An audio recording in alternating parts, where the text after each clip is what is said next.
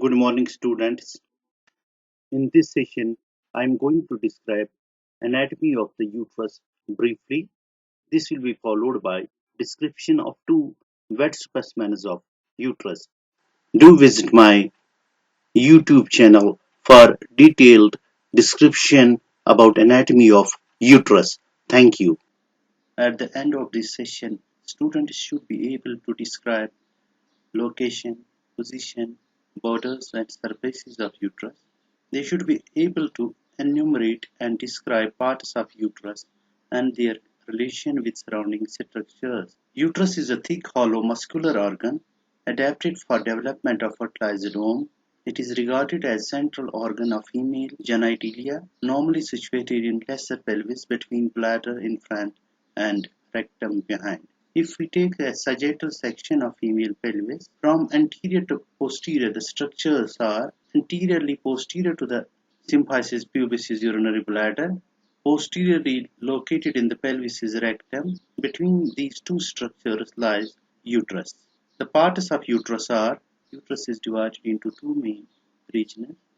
The body of the uterus, also called corpus uteri, forms the upper two-thirds of uterus, and the cervix uteri forms the lower third. As shown in this diagram, upper two-third is formed by the body of uterus and the lower one-third is formed by cervix. The parts of the uterus are fundus, body, and cervix. Shape and size. Uterus is a pear-shaped organ with its broad end the body superiorly and a narrow end the cervix directed inferiorly, and contains a lumen that is flattened anterior-posteriorly, as shown in this section. Size of an adult non-gravity uterus. Its length is 7.5 centimeters, breadth 5 centimeters, thickness or anterior-posterior diameter is 2.5 centimeters. It weighs between 30 and 40 grams in adult females. During pregnancy, size of the uterus increases about 10 times. Fundus is the free rounded upper part of the uterus distal to the opening of the uterine tube. Body of the uterus lies between the fundus superiorly and cervix inferiorly. Cervix is defined as the narrow cylindrical part between internal and external os. Body of the uterus is also called corpus uteri. It extends from the fundus at its uppermost part to the cervix or internal os inferiorly. Near its upper end, the body receives uterine tubes on both sides. The point of fusion between the uterine tube and body is called uterine cornu. The fundus is superior to the entry points of the uterine tubes, and the uterine body narrows as it extends towards the cervix. Now, what are the various structures attached to the cornu of the uterus? Arrangement of these structures is important because it helps us in side determination of a wet specimen in the dissection hall, where most of the students get confused. The arrangement of structures in a wet specimen is: in the middle lies the uterine tube. Posterior inferior to the uterine tube is ligament of ovary, and anterior inferior to the uterine tube is round ligament of uterus. So this arrangement helps us in the inside determination of uterus and keeping it in normal anatomical position, where most of the students get confused. The confusion lies in the fact that in the living uterus lies in anteverted and anteflexed position. So in most of the textbooks, the relation of these structures is described as ovarian ligament posterior superior, uterine tube in the middle, and round ligament of the uterus anterior inferiorly. When we give a wet specimen to a student in the dissection hall for determination of side, he gets confused because in the wet specimen, uterus has two borders, two surfaces, anterior and posterior surfaces, in contrast to living, where the surfaces of the uterus are anterior inferior and posterior superior, changing the nomenclature of the structures at the cornu of the uterus. In this diagram, uterus is shown in anteverted and anteflexed position. So the arrangement of the structures is: round ligament lies anterior inferiorly, uterine tube lies in the middle, and ovarian ligament lies posterior superiorly. I again stress that students should not get confused with the arrangement of these structures in the in a wet specimen in dissection hall. Fundus of the uterus.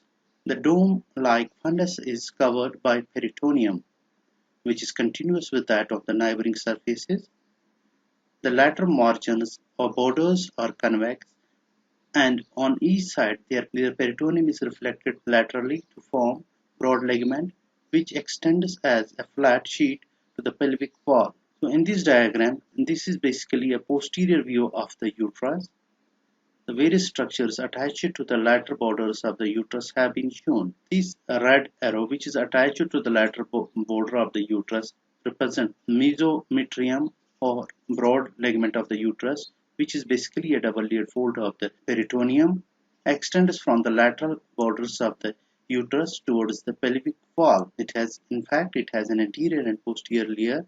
In between the two layers lies the uterus and its associated structures. It is fixed inferiorly, whereas superiorly it is free to enclose the fallopian tube between anterior and posterior layers. Also shown in this picture is mesosalping, which is basically mesentery of uterine tube derived from anterior and posterior layers of the broad ligament. Also shown is meso-ovarium, which is mesentery of the ovary. Borders and surfaces of the uterus. Uterus has two lateral borders, right lateral border and left lateral border. Between these borders, there is anterior surface, also called anterior-inferior surface in living state, or also called vesical surface because it is related to the urinary bladder. Posterior surface in a wet specimen, but in living we called it as posterior superior surface. It is also called the intestinal surface because locus of intestine rests on it. This surface forms the anterior boundary of pouch of Douglas. Red arrows represent the lateral borders of the uterus. The size of the uterus varies in normal and pathological condition. The commonest physiological condition in which the size of the uterus changes is pregnancy. Uterus normally being a pelvic organ, it lies in lesser pelvis. But during pregnancy, it enlarges, leaves the true pelvic cavity by third month of pregnancy and enters the abdominal cavity where its position varies with the stage of gestation. Borders of the uterus. The two lateral borders of the uterus are right and left lateral border. Anterior surface, also called the anterior-inferior or vesical surface in living. Posterior surface, also called posterior-superior surface or intestinal surface as already described, because in normal anatomical position uterus is anteverted and antefluxed. So the arrangement of the structures in anteverted and antefluxed uterus at the corona is as shown in this diagram.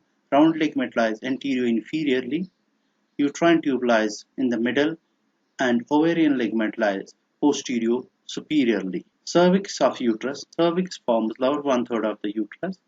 It is narrow constructed part, narrower than body and cylindrical in shape. It extends from internal os to external os. The lower portion of the cervix continues into the vagina. Cervix is lower one-third of the uterus.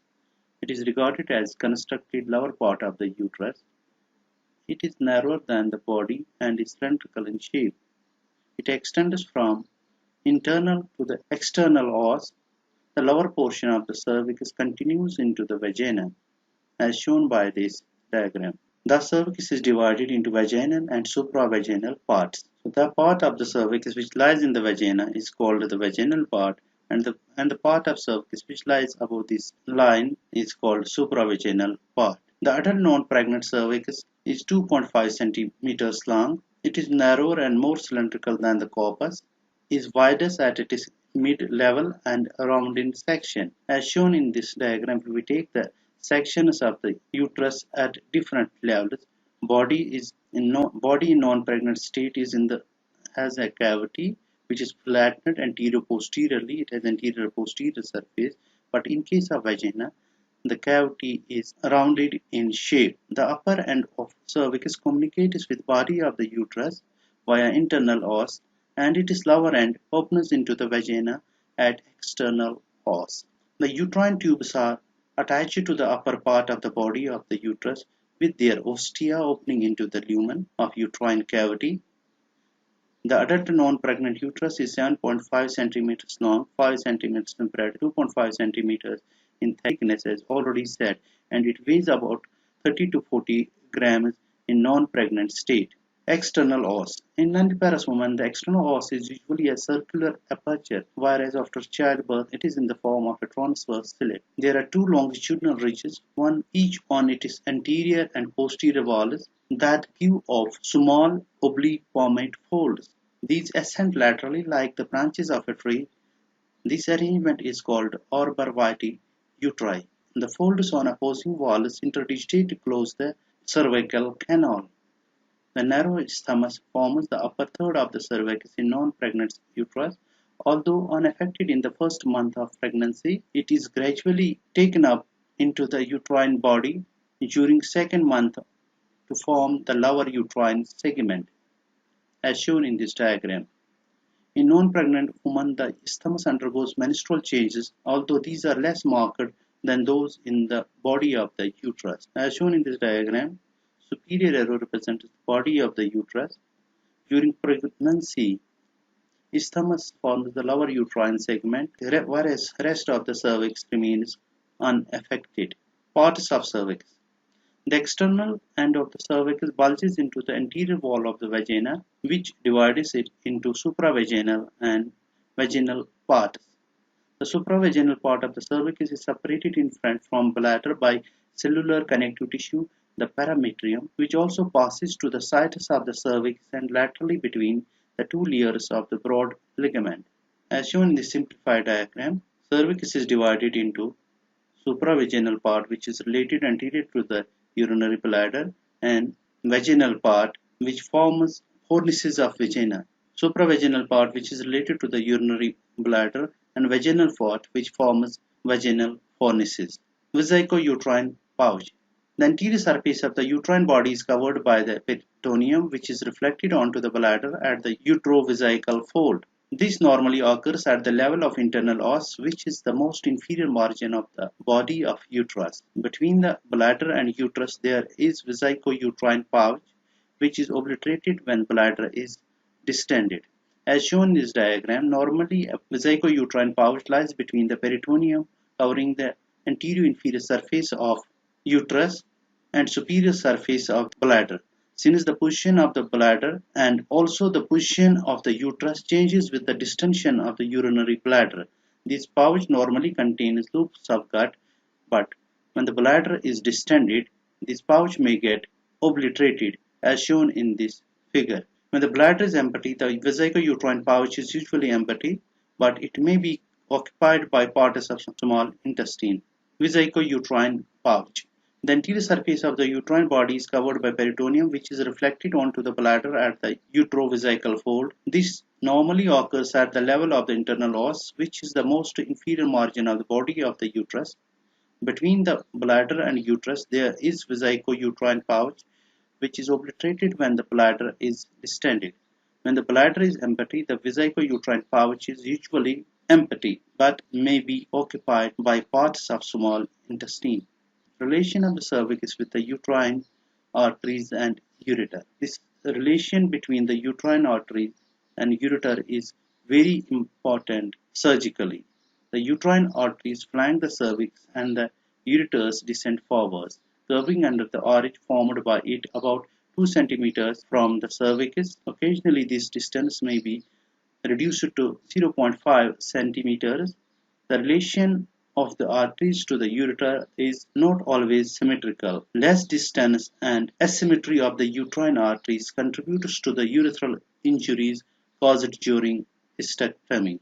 As shown in this diagram, superiorly we have the uterine vessels, which include uterine artery and vein. Below it, on either side of the lateral wall of the uterus, is ureter, passing anterior inferiorly to open into urinary bladder. What happens during hysterectomy? Hysterectomy is surgical removal of the uterus. The surgeon, while ligating uterine artery, also ligates or injures the ureter. If the ureter is like or cut, this leads to the backflow of urine on that side. After dilatation of the ureter, which is called hydroureter, this dilatation of the renal pelvis followed by the dilatation of the renal calyces, followed by the dilatation of major and minor calyces, resulting in hydroureter and hydronephrosis. As a result of dilatation of these structures, the cortex of the kidney gets compressed, leading to impairment of the renal functions, and if not intervened surgically, this may lead to the atrophy of the renal cortex, resulting in permanent damage to the kidney on the affected side. Relation of the uterus with the surrounding structure. As already said, uterus is a pelvic organ. It lies in the lesser pelvis. Anterior to the uterus is urinary bladder. Bladder and the uterovesical space are anterior to the uterus. The rectum and the rectouterine pouch are posterior to the uterus. The broad ligaments are lateral to the uterus. Positions of the uterus are very important. A non-pregnant uterus lies within the pelvis. Its position varies with distension of bladder and rectum. Except when displaced by much distended bladder, the uterus is normally anteverted and antefluxed in position. What is angle of anteversion and what is anteversion? Angle between long axis of the uterus and long axis of the vagina is called anteversion. This angle is 90 degree. Angle of anteflexion is the angle between body of uterus and cervix. This is a specimen of uterus. The three borders of the uterus are superior border, then two lateral borders, one on either side. The surfaces in wet specimen are anterior surface and posterior surface. Since in living uterus is anteverted and antefluxed, we call anterior surface as anterior inferior surface and posterior surface as posterior superior surface. The parts of the uterus are fundus, which lies above the opening of the uterine tube. Then we have body, below is cervix. Now in the anatomy, we ask you to keep wet specimen of uterus in normal anatomical position. We can keep this wet specimen in normal anatomical position by taking into consideration the surfaces, number one. Number two, arrangements of structures at the cornu or angles of uterus. Number three, we can take into consideration the peritoneal reflections of the uterus. If we take a section of female pelvis, from anterior to the posterior structures in the pelvis are anterior to uterus lies urinary bladder and posterior to uterus lies rectum. So anteriorly we have vesico-uterine pouch. So anterior surface of the uterus is partially covered by the peritoneum. This glistening surface is uterus lined by the peritoneum. Below that we don't have peritoneum because there lies urinary bladder. So anterior surface is partially covered by peritoneum. Relation of the posterior surface of the uterus is rectum. So here we have rectovaginal pouch of Douglas. So this peritoneum extends up deeper than on the anterior surface because there lies the rectouterine pouch. So point number one is we will see the peritoneal reflections. Whole of the posterior surface is covered by peritoneum. In contrast, anterior surface of the uterus is only partially covered by peritoneum. Number one. Number second is we will see the arrangement of the structures at the cornu of the uterus. At the cornu of the uterus, you will see there are three structures are attached. In wet specimen, we called it as anteriorly lies the round ligament. Round ligament is also called ligamentum teres uteri. This ligament passes through deep inguinal ring and its distal attachment is labia majora. The importance of this ligament is that lymphatics from the cornu of the uterus go to the superficial inguinal group of lymph nodes. So during surgery, this ligament is ligated in order to prevent bleeding. So it is fibromuscular. The length of this ligament is around 8 centimeters. So at the cornu, this is in living state, it is anterior inferior structure, and in a wet specimen, this lies anteriorly. Then in the middle opens fallopian tube. This fallopian tube opening in the uterus. So fallopian tube lies in the middle. Fallopian tube or uterine tube lies in the middle, and posteriorly there is ovarian ligament. Ovary with ovarian ligament attached to the uterus. So this is the posterior most structure. So in a wet specimen, we say from anterior to posterior, the structures are round ligament of the uterus anteriorly, uterine tube opens and it lies in the middle, then ovarian ligament lies posteriorly. So in this specimen, this is the anterior surface because we have round ligament anteriorly, and this one is the posterior surface because ovarian ligament lies on the posterior surface. In living state, since the uterus is anteverted and anteflexed, so we have anterior inferior surface and posterior superior surface, and the arrangement of these three structures is round ligament anteriorly, uterine tube in the middle, and ovarian ligament posteriorly. So this becomes anterior surface and this becomes posterior surface of the uterus. In living state, since the uterus is anteverted and anteflexed, so we have anterior inferior surface and posterior superior surface, and the arrangement of these three structures is round ligament, we say it is anteriorly, uterine tube in the middle, and ovarian ligament posteriorly. So this becomes anterior surface and this becomes posterior surface of the uterus. Let us describe another wet specimen of uterus. In this wet specimen, we can see above the opening of the uterine tube, then we have body of the uterus.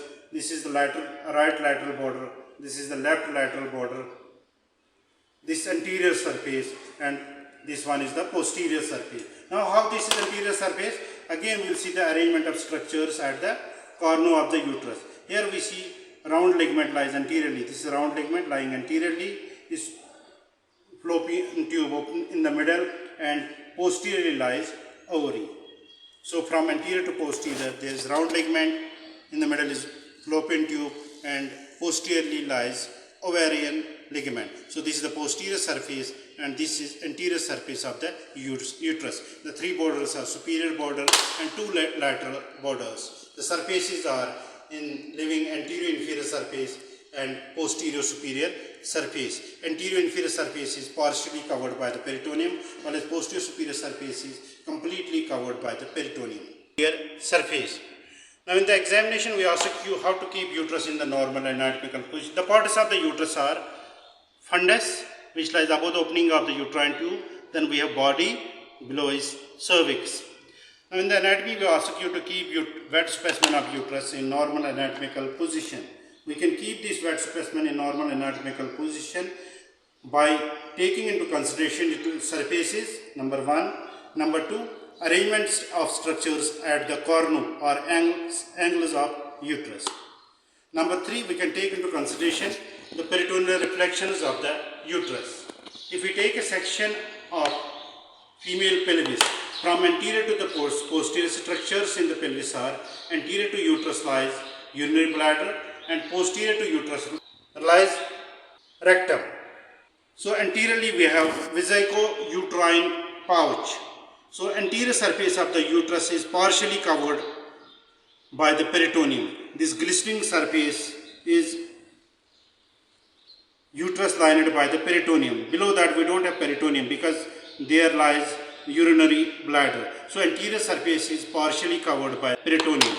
Relation of the posterior surface of the uterus is rectum. So here we have recto-vaginal pouch of Douglas. So this peritoneum extends up deeper than on the anterior surface because there lies the recto-uterine pouch. So point number one is we will see the peritoneal reflections. Whole of the posterior surface is covered by peritoneum.